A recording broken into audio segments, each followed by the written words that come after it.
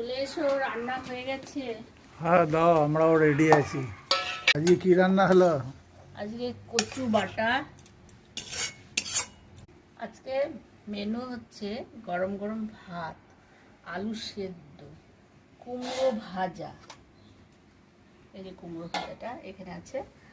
আর main হচ্ছে কচু বাটা, কচু, শোলা কচু, কচু বাটা।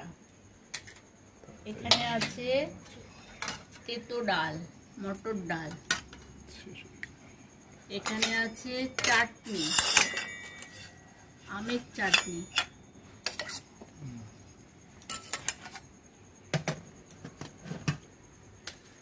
আর কুমড়ো ভাজাটা দেওয়া হয়নি, কুমড়ো ভাজা। এই আজকের মেনু।